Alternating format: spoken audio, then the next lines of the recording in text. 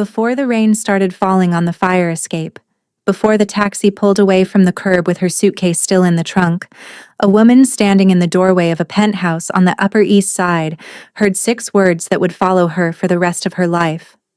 "I never loved you," he said. He said it the way a man signs a document, without hesitation, without trembling, without looking up. As though the words were a formality, a signature at the bottom of a contract he had already decided to end. She didn't scream. She didn't cry. She stood in the doorframe with one hand on the handle of a leather bag she had packed 20 minutes earlier, while her fingers had still been shaking and her mind had still been running through the list of things she might say to make him change his mind. And she looked at the man she had spent 2 years loving in silence, in secret, in the margins of a life that was never supposed to include someone like her. And she said nothing. Because what do you say to a man who has just told you that the last 2 years were nothing? That the mornings you woke up beside him were accidents? That the way he traced the curve of your shoulder in the dark was reflex, not affection? That the child now growing inside you, the one you haven't told him about, the one you found out about 6 days ago in a pharmacy bathroom with your hands trembling so badly you could barely read the result, that child was fathered by a man who never loved its mother? You say nothing. You pick up your bag. You walk to the elevator. And you press the button for the lobby and watch the doors close on the only life you thought you had. But here is the thing the man in the penthouse didn't know. Here is the thing that would unravel everything. She was 11 weeks pregnant, and she had been about to tell him that night. The cab dropped her at the corner of Alcott and 9th, in a part of the city that tourists never photographed and guidebooks never mentioned. The buildings here were 4 and 5 stories tall, brick-fronted, with iron railings that had rusted into the color of dried blood. Half the storefronts on the block were shuttered. The ones that were open had handwritten signs taped to their windows offering things in languages the city pretended not to speak. There was a laundromat on the corner that never seemed to close. A bodega next to it with a cat sleeping in the window between stacked rolls of paper towels and a faded lottery sign. Across the street, a church with a cracked bell tower sat between a nail salon and a pawn shop, as if holiness and desperation had agreed to share a wall, and neither had complained. The sidewalks were cracked in patterns that looked almost deliberate, like the concrete had tried to draw a map of all the people who had walked across it and given up halfway through. The streetlights buzzed with the tired hum of things that had been left on too long, and the sky above it all was the color of old dishwater, flat and gray and low enough to make you feel like the whole world had a ceiling. This was where Sable Marin had grown up. This was where she had come back to. Not because she wanted to, but because when a woman has $43 in her checking account and no one left to call, she doesn't go where she wants.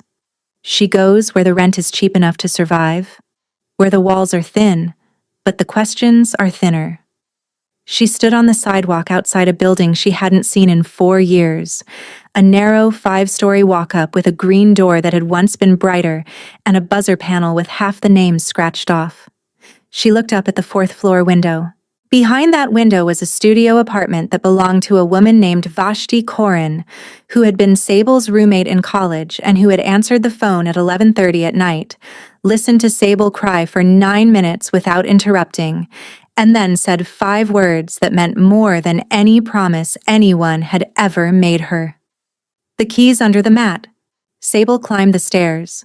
The hallway smelled the way it always had, like boiled rice and cleaning product, and the faint metallic tang of old radiators. She found the key. She opened the door.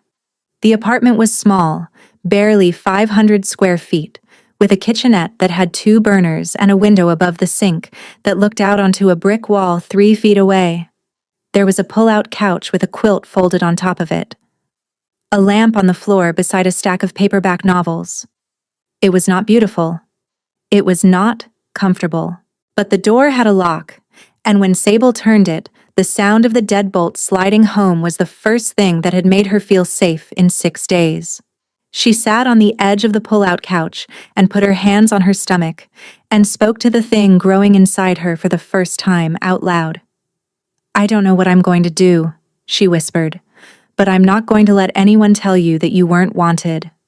Because you were. You are. Even if your father doesn't know you exist." The radiator clanged once, like a heartbeat, and the rain outside began to fall harder. Sable Marin was 27 years old. She had dark auburn hair that fell past her shoulders when she let it down, which she rarely did anymore, because letting your hair down was something you did when you felt safe enough to stop paying attention, and Sable had not felt that kind of safety in a long time. Her eyes were the color of black tea held up to the light. She wore clothes that didn't draw attention. She spoke in a voice that didn't carry past the person she was speaking to. She walked into rooms the way certain animals move through open spaces, quickly, quietly, always aware of where the exits were. This was not who she had always been. At 22, she had graduated with honors from a small university upstate with a degree in restoration art. She had been the kind of woman who laughed in public without covering her mouth, who argued with professors about brushstroke authenticity in Flemish altarpieces, who stayed up until 3 a.m. writing papers she actually cared about, fueled by cheap wine and the kind of ambition that doesn't know yet how easily the world can redirect it. She had moved to the city with a portfolio and a plan. She had gotten a job at a gallery on the Lower East Side, a small space that specialized in estate acquisitions. The work was meticulous, the kind that required you to sit with a single painting for weeks, removing varnish 1 millimeter at a time with a cotton swab and solvent, revealing what time had hidden. And then Cesar Kedrov walked into the gallery. He was 41 years old, tall, broad through the chest, with dark hair cut close and a face that looked like it had been assembled from the most unforgiving parts of Eastern European geography. He wore a charcoal suit with no tie and a watch that cost more than Sable's annual salary. He moved through the gallery the way weather moves through a valley, slowly, inevitably, changing the pressure of every room he entered. He had come to see a small Sargent sketch. Sable brought the painting out on a padded easel, set it beneath the viewing light, and stepped back. She told him what it was: a compositional study, graphite and oil wash, probably 1891, and showed him where the artist had changed his mind about the position of the left hand. He looked at her the way he had looked at the painting, with slow, careful attention. "What's your name?" "Sable." He bought the painting. He paid in cash. And then he came back the next day. Not to buy anything, to ask her a question about the paper stock. He came back the day after that, and the day after that. By the end of the second week, Sable understood that Cesar Kedrov was not coming to the gallery for the art. What she didn't understand, not yet, was what it would cost her to let him in. Because Cesar Kedrov was not a businessman in the way the word is normally used. He was the head of an organization that operated across the eastern seaboard, an enterprise built on silence, on leverage, on the kind of loyalty that is earned through consequence. He employed hundreds. He owned properties in 4 cities. He had a reputation that functioned the way gravity functions, invisibly, constantly, bending everything in its proximity toward itself. And he had never, in 41 years, allowed anyone close enough to see the part of him that sat alone in a penthouse at 2 a.m, reading poetry in a language his mother had spoken and his father had silenced by the time he was 9, until Sable. She became the exception, the one person who saw him without the architecture of power around him, who sat beside him on a rooftop in October while he told her about a village in the Urals he had never been back to, about a mother who made bread with caraway seeds, about a brother who had died at 16 from something that could have been prevented if anyone with money had cared enough to intervene. He told her things he had never told anyone, and she listened the way she listened to paintings, quietly, patiently, hearing the things beneath the surface that the surface was trying to hide. But exceptions have expiration dates. And 6 days ago, In the bathroom of his penthouse, holding a pregnancy test with two unmistakable lines, Sable had felt the expiration approaching like weather on the horizon. She had planned to tell him that evening. She never got the chance. Because when Caesar came through the door at 9:15, he didn't sit down. He didn't take off his coat. He stood in the foyer and said, "This has to end." He called 2 years of her life a convenience. He said he never loved her. And she packed a bag in 20 minutes, while he stood in the kitchen pouring himself a glass of water as if she were a guest checking out of a hotel. She took her clothes, her phone charger, and the small wooden icon of St. Paraskeva that had belonged to her grandmother, the only personal item she had ever placed in his apartment. He didn't watch her leave. He didn't know that in the bathroom, in the cabinet beneath the sink, was a pregnancy test with 2 lines on it. 2 lines that meant a heartbeat. 2 lines that meant everything. And now, sitting on a pull-out couch with $43 and no one left to call, Sable Marin pressed her palms against her stomach and made a decision. She would keep this child. She would raise this child alone. But alone, as she was about to discover, is not always what it appears to be. Because someone was about to walk into her life who would change the meaning of that word entirely. And it would begin with a question asked by a 7-year-old girl on a staircase that smelled like boiled rice. 3 weeks passed. 3 weeks in which Sable learned what it meant to build a life out of subtraction. Subtract the penthouse. Subtract the man. Subtract the career. Subtract the version of yourself that believed in things. And see what's left. What was left was this. A woman sleeping on a pull-out couch, working the morning shift at a diner called Harkins, pouring coffee for strangers and clearing plates that still had food on them while her stomach turned from the particular humiliation of carrying a child you cannot afford to feed. Vashti had left a jar of peanut butter, a loaf of bread, and a note that said, "Eat whatever's here. Don't be noble about it." Sable had been noble about it. She rationed everything, supplementing with whatever the kitchen at Harkins let her take home at the end of a shift. Cold toast, eggs someone had sent back, soup the cook had made too much of. She was 14 weeks pregnant now. She had been to a free clinic on Garfield Street for an ultrasound. She had lain on the examination table while a technician named Dory moved a wand across her abdomen and pointed at a gray shape on the screen that looked like a lima bean curled inside a thundercloud. "There's the heartbeat," Dory had said. And suddenly, the room was filled with a sound, rapid, rhythmic, and urgent, like a tiny fist knocking on a door from the inside. "Strong heartbeat, 152 beats per minute, right where we want it." Sable stared at the screen, at the flickering pulse inside the gray shape. And she felt something she hadn't felt since the night she left the penthouse. She felt rage, not the sharp kind, the slow kind, the kind that settles into the bottom of your chest like sediment in a riverbed and stays there, accumulating, becoming something dense and permanent. The kind that comes from understanding exactly how deliberately you were discarded. Because she had replayed that night 100 times. And each time she noticed something new. She noticed that the speech had been prepared, that the decision had been made days before he walked through the door, that the morning before the breakup, when he had pulled her against his chest and breathed into her hair, he had already decided to end it. He had held her knowing he was about to let her go. That was the wound. Not the words. Not the rejection. The wound was the tenderness that preceded it. The performance of love in the hours before the admission. She had kept the ultrasound printout folded in the pocket of her coat, the same coat she zipped over her belly that was just beginning to show. No one at Harkins noticed. No one except a 7-year-old girl named Petra. Petra Tomic lived on the 3rd floor of the building on Alcott and 9th. She was small for her age, with a sharp, narrow face, and eyes the color of wet slate that held a quality most people found unsettling in a child, a quality of knowing. Her mother, Lenka, worked nights as a cleaner at an office complex 12 blocks north. She left at 7 each evening and returned at 4:30 in the morning, which meant that for 9 hours every night, Petra was alone. Not neglected.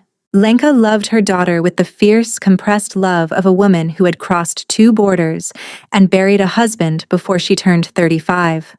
But love and presence are not the same thing, and Petra had learned the difference early. She had a routine for the hours alone. She did her homework at the kitchen table. She made herself a sandwich from whatever was in the refrigerator. She watched television with the volume low because the woman in the apartment next door banged on the wall if it was too loud. She locked the door. She checked the lock. She checked it again. And then she read. She read anything she could find, library books mostly, the kind with cracked spines and other children's names written in pencil on the inside covers. She read them slowly, not because she was a slow reader, she was exceptionally fast, but because reading slowly meant the story lasted longer, and lasting longer meant fewer minutes of silence before her mother's key turned in the lock at 4:30. Sable met Petra on a Tuesday evening, climbing the stairs after a double shift.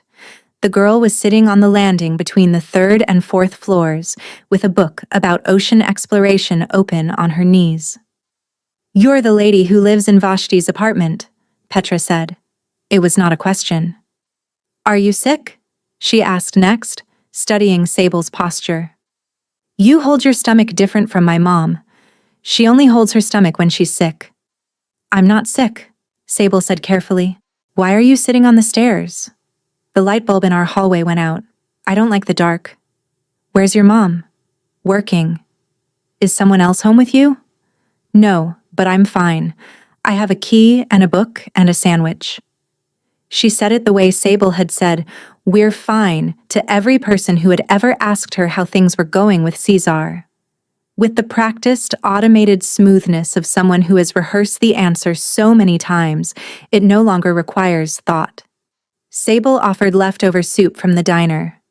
Petra said she wasn't supposed to go into other people's apartments. Sable brought it down in a ceramic mug.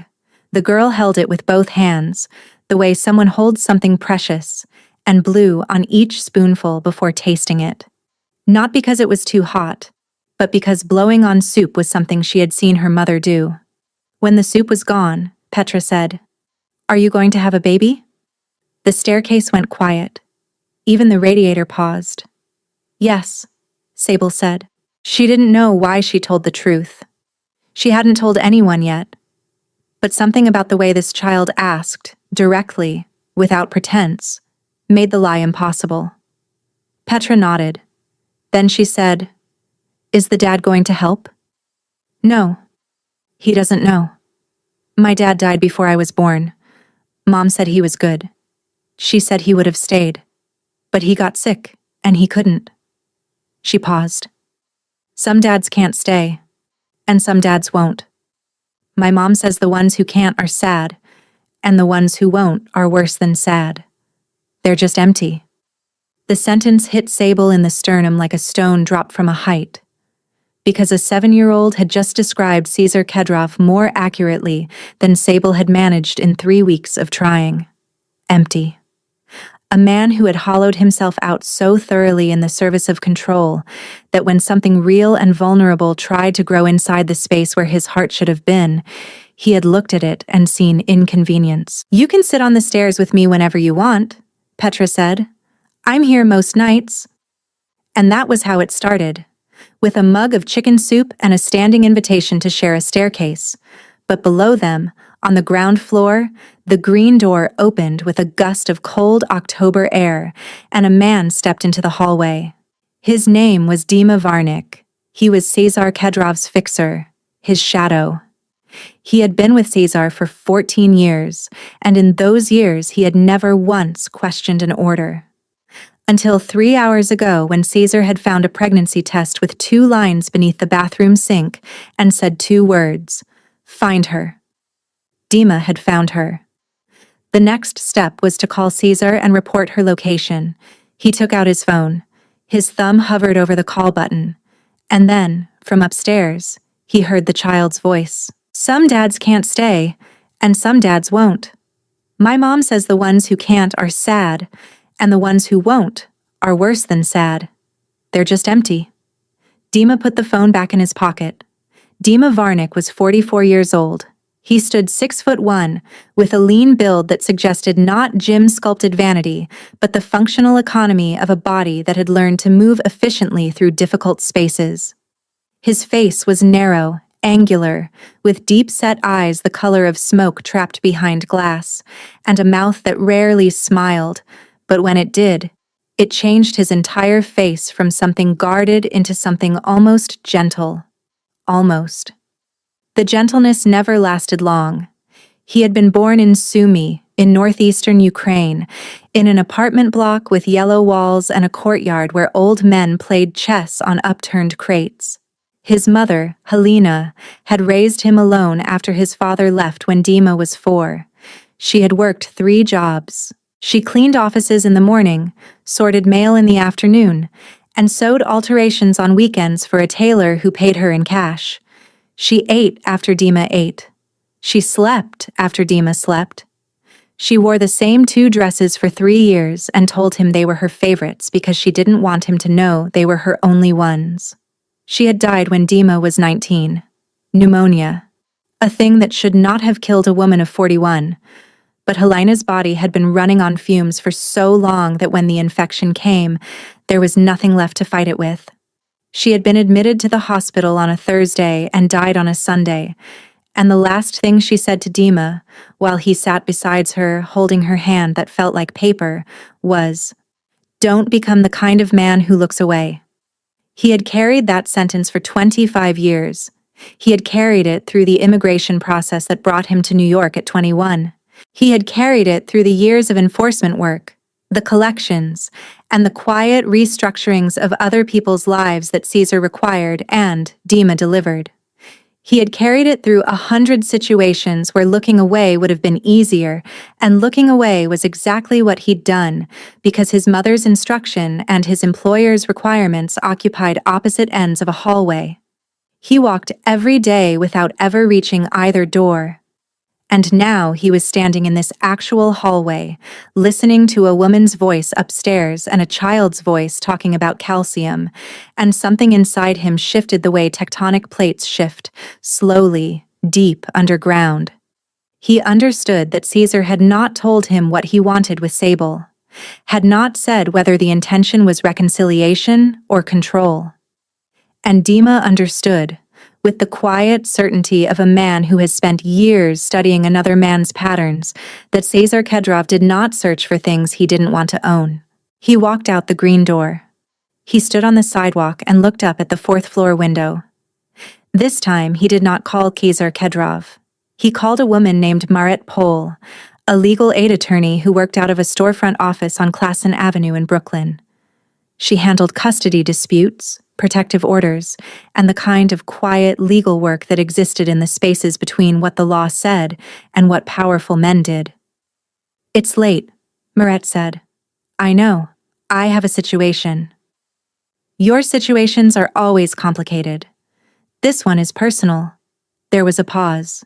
In 6 years, Dima had never used that word.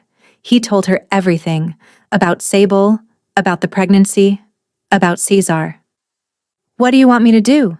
Marit asked. "I want you to get to her before he does." "You're choosing a side." "I'm choosing not to look away." Marit said, "Give me the address. I'll be there in the morning." Dima hung up. He stood on the sidewalk and felt, for the first time in years, the weight of his mother's words shift from a burden to a bearing. A compass needle that had been spinning for 25 years and had finally found north. He did not report Sable's location, and in a penthouse on the Upper East Side, Caesar Kedrov sat alone, holding a pregnancy test with 2 lines on it, feeling something he hadn't felt in so long he almost didn't recognize it. Fear, not of enemies or exposure. The fear that he had destroyed the only thing that had ever made him feel like the boy he had once been, sitting in a kitchen watching his mother's hands move through dough. He waited for Dima's call, a call that would never come. Marit Pol arrived the next morning. She was 53, compact, with silver-streaked hair and a leather satchel so overstuffed the clasp no longer closed. She had a face that expressed everything at a delay, as though her thoughts arrived at her features a few seconds after they had already been processed and approved for external display. She climbed to the 4th floor and knocked. The door opened 4 inches, held by the chain. "Sable Marin? My name is Marit Pole. I'm a legal aid attorney. Someone who cares about your safety asked me to come speak with you. I'm not here to tell you what to do. I'm here to tell you what your options are." "Are you connected to Caesar?" "I know who he is. I'm not connected to him. I'm connected to people who need protection from people like him. People don't just show up at your door because someone called them. Some people do. The ones who've seen what happens when nobody does." Sable closed the door. The chain slid. The door opened again. "Come in." Sable sat at the small table and told Marit everything in one breath. The pregnancy, the father, the organization, the $43, the borrowed apartment, the diner job. She told her that Caesar would want control, not the baby, not her, just control, because that was the only language he spoke. Marit listened without moving. Then she said, "You are not trapped. I know the money feels like a wall and the lack of family feels like a wall. But walls have doors, and my job is to find them." She outlined what she could do. Prenatal paternity framework, preemptive custody documentation, connection to a domestic safety organization, an order of protection within 24 hours if needed. "Can you actually protect me from someone like him?" "The law is the one thing men like him can't buy outright. They can delay it. They can complicate it. But they cannot make a family court judge unsee documentation." Then Sable told her the rest. The rules of the relationship: never call during business hours, never appear unannounced, and never mention his name to anyone, not friends, not co-workers, not the woman at the dry cleaner who once asked why Sable was picking up a man's suit. Never ask where he went when he left at 3 in the morning. Never ask who called when his phone rang and his face changed and he stepped into the other room and closed the door. She had followed every rule. She had made herself small enough to fit inside the space he allowed her, and she had told herself that the space was enough, because the alternative was no space at all. The slow isolation, how he hadn't pushed her friends away but replaced them. He made himself available on the nights she would have seen them, and the dinners with him were always better than whatever she would have done instead, and slowly, gradually, the friends fell away. Not because he pushed them, because he replaced them. He never told her to leave the gallery, but he started giving her money, not large amounts, enough to cover her rent, her groceries. And each thing he covered was one less reason she needed the job, and each reason that disappeared made the job feel smaller, until she looked at her life and realized that every single thread of it led back to him. She didn't have a life. She had a radius, and he was the center of it. "That's the threat," Sable said. "Not the kind you can file a report about. The kind that rewrites your life so quietly you don't hear it happening until one day you try to leave and realize you've forgotten how." Then Marit told Sable something that changed the air in the room. "He found the pregnancy test. He's looking for you. The person sent to find you chose not to report your location. That person contacted me instead. He's looking for me. He gave the order. But for the first time, someone inside his organization chose to protect you instead of obey him. You're not as alone as you think." Sable pressed her hands against her stomach. "What happens when he finds out where I am?" "By the time he does, you'll have documentation, legal standing, and a protective order in place. He'll find a wall where he expected to find a door. He doesn't respect walls. Then we'll build the kind he hasn't encountered before, the kind with a judge's name on it." Sable looked at the ultrasound printout on the table. 152 beats per minute. 152, she whispered. Marit nodded. "Then let's make sure it gets to 153. Within 48 hours, Marit had filed a preemptive custody petition with the family court. 41 pages outlining the circumstances of the relationship, the coercive dynamics, and the specific characteristics of the father that made unsupervised access a risk. On the third day, she filed for an order of protection. The judge, Honorable Brigid Kane, reviewed the affidavit twice, studied the financial patterns showing how Caesar had incrementally replaced every independent structure in Sable's life, and signed the order. It prohibited Caesar Kedrov or anyone acting on his behalf from contacting Sable, approaching within 500 feet of her residence or workplace, or filing any custody action without first appearing before the court. A fortress built from paper. But paper with a judge's signature is stronger than concrete, because concrete can be broken with enough force. A court order can only be broken with consequence. While Marit worked the legal machinery, Dima worked the other kind. He did 3 things. First, he contacted a former colleague named Bojan Kres, who ran a private security consultancy.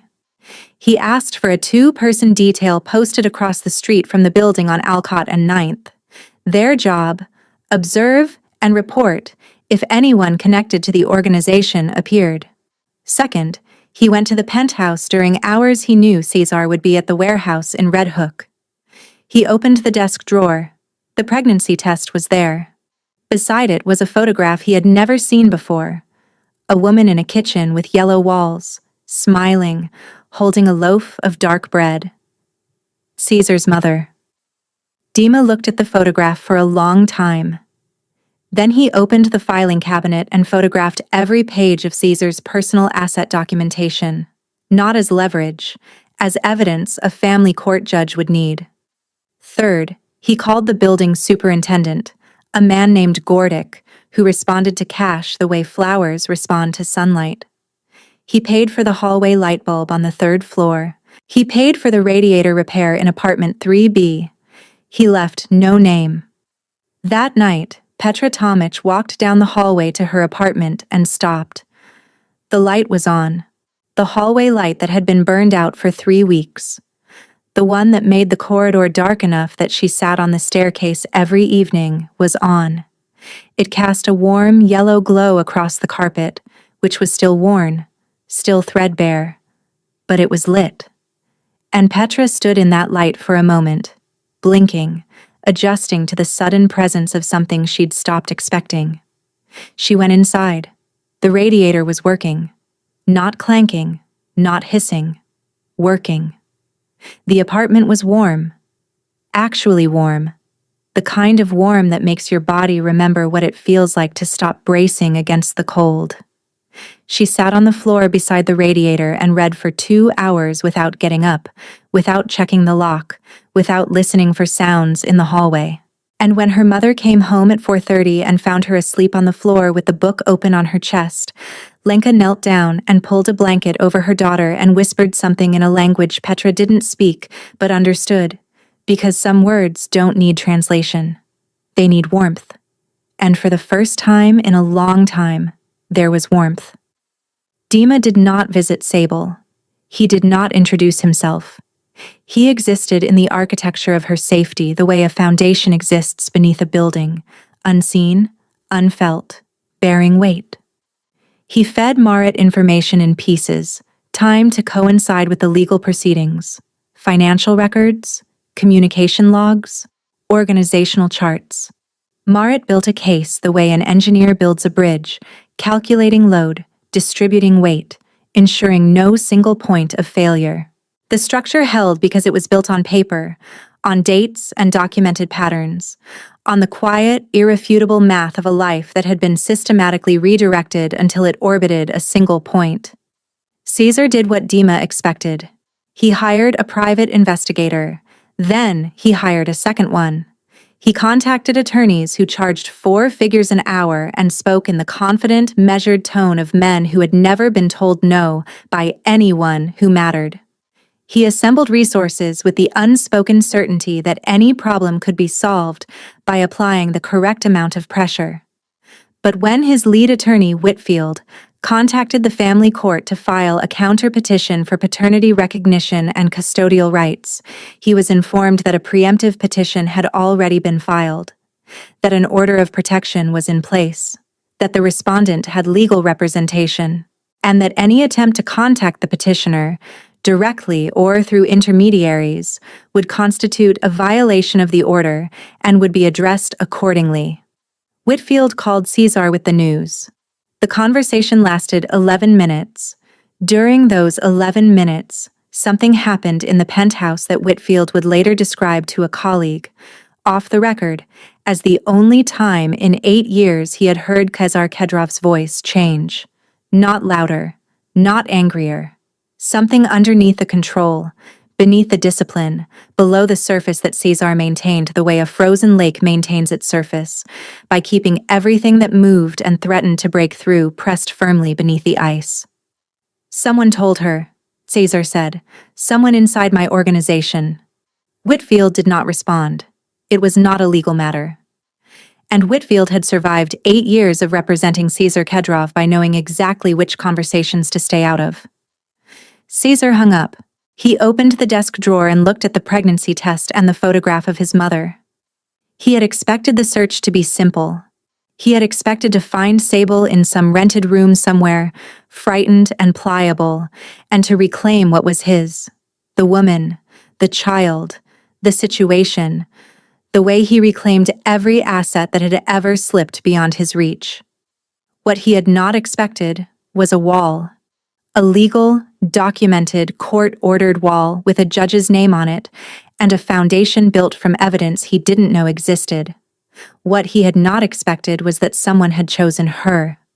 Someone who knew him well enough to anticipate every move he would make, because that someone had spent 14 years watching him make those moves. Caesar looked at the photograph, at the bread, at the yellow kitchen, at the birch tree in the window. He understood who had betrayed him. He did not make a phone call. He did not issue an order. He sat in the silence and let the understanding settle the way snow settles, slowly, completely, covering everything. 5 months later, on a Tuesday in March, Sable gave birth to a boy. He arrived at 6:47 in the morning, with Marit in the waiting room and Vashti holding Sable's hand. He weighed 6 pounds, 11 ounces. He had dark hair, a crumpled red face, and fists so tightly clenched they looked like he had arrived already holding on to something he refused to let go of. Sable named him Ivo, not after anyone. She chose the name because it meant yew tree, and because the yew is a thing that grows slowly, endures cold, and outlasts the things around it not through force but through patience. She brought Ivo home to a new apartment, a 1-bedroom on Delancey Street, rent covered for a year through an emergency assistance program Maret had connected her to.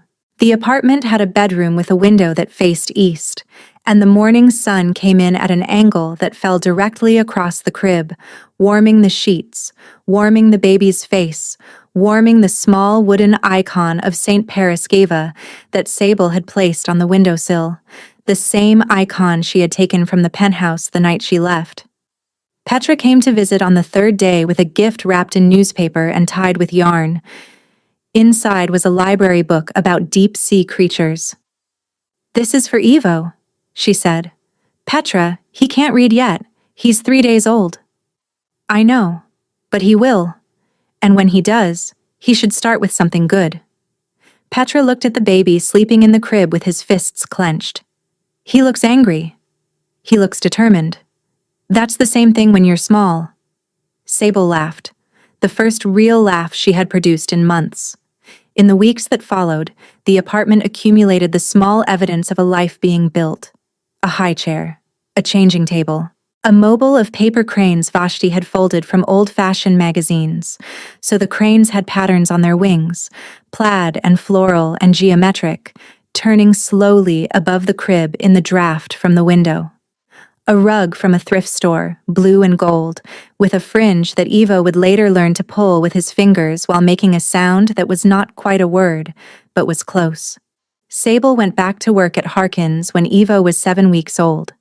The diner's cook, Oleg, who had never asked Sable a personal question in 5 months, but who had quietly doubled the portion of soup he sent home with her every shift, installed a second-hand bassinet in the storage room behind the kitchen without telling anyone.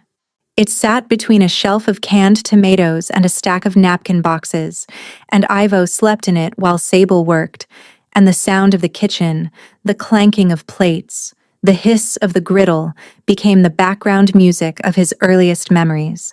Sable ate her whole lunch every day. She did not wrap the second half in a napkin. She did not ration. She did not count dollars with the silent arithmetic of a woman who has learned that food is a finite resource. She ate because her body was feeding a child, and the child was feeding something inside her that had been starved for longer than the pregnancy, longer than the 2 years with Cesar, longer than she could trace. It was purpose, not abstract purpose, but the specific, physical, undeniable kind that came from a 6-pound human who could not lift his own head, but who turned toward the sound of her voice the way a compass needle turns toward north. One Tuesday evening, with Ivo asleep and the paper cranes turning and the icon catching the last of the evening light, she did something she hadn't done since her last day at the gallery.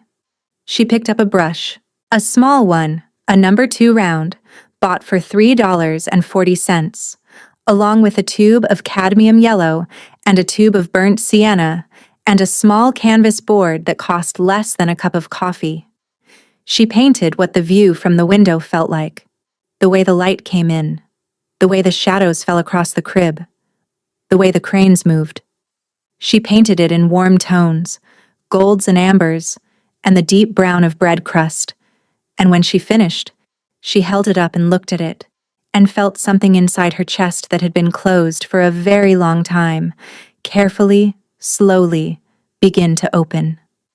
She hung the painting on the wall above the crib. It was small. It was imperfect. The perspective was slightly off, and the cadmium yellow had bled into the burnt sienna in one corner. But it was hers. She had made it with her own hands, the same hands that had once restored masterpieces, the same hands that had once trembled while packing a bag in a penthouse, the same hands that now changed diapers and poured coffee and held a child who turned toward her voice. Hers. On a Saturday in April, Sable walked into Harkin's diner with Ivo in a carrier strapped to her chest. The bell rang. The waitress said, "Hey, Mama." She sat in the corner booth by the window. Petra arrived 20 minutes later with Lenka beside her. Lenka Tomic, who worked nights and slept mornings and existed in the margins of her daughter's life, the way the moon exists in the margins of the sky. She was there, standing in the doorway of a diner on a Saturday morning with her daughter, and that alone was something that would not have happened 3 months ago, before the radiator started working, before the hallway light came on, before the small, invisible interventions of a man she had never met had rearranged the architecture of her evenings just enough that she could rest a little deeper and wake up on a Saturday with enough energy to say yes. Petra ordered pancakes because she had recently decided they were the most structurally interesting food, since they are liquid that becomes solid through heat, which she said was basically the same as lava becoming rock. Lenka ordered coffee and toast. Sable ordered a club sandwich and ate the whole thing. Petra leaned across the table and touched Ivo's hand.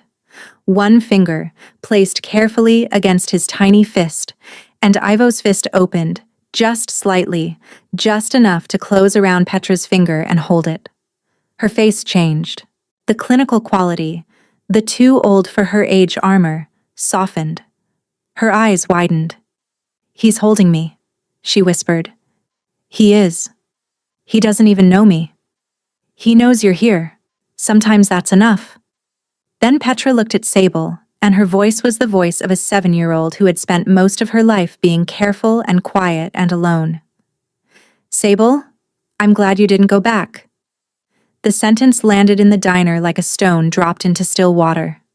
The cook looked up. The waitress paused. Lenka set her mug down and looked at her daughter with an expression that contained pride and heartbreak, and the grief of a mother who realizes her child has understood more than she was ever supposed to understand. "I'm glad too," Sable said. Outside the diner, across the street, a dark sedan idled at the curb. Dima Varnik could see shapes through the foggy glass: a woman with a baby on her chest, a child leaning across the table, a thin woman holding coffee. He had not spoken to Caesar in 5 months. He had dismantled his connection to that world room by room. There had been consequences. Caesar had sent people to communicate, through presence alone, that the betrayal had been catalogued. Dima had made it understood that certain information he possessed would find its way to agencies the organization had spent decades avoiding. It was not a threat. Dima didn't make threats. He made arrangements. Caesar had not tested them. Not because he lacked the will. Because something else had intervened. The photograph in the desk drawer. His mother's face. He had looked at it every night since finding the pregnancy test, and something had happened to him. Not the dramatic transformation that stories promise. Something slower. Something more like erosion. The ice that had covered the surface of him for 30 years was not cracking. It was thinning. And through it, the shape of something underneath was becoming visible. A boy who had grown into a man who controlled everything because he had never been able to control the one thing that mattered. The loss that had made him. The absence that had taught him that love was a liability. The lie, because it was a lie, it had always been a lie, was the most expensive thing he had ever said. But that realization was his to carry. It was not Sable's burden. It was not the child's inheritance. Dima put the car in drive. He looked at the diner one more time, and he felt, for the first time in 25 years, his mother's words settle into place, not as a burden, as a benediction. She had not meant it as a prohibition. She had meant it as a promise.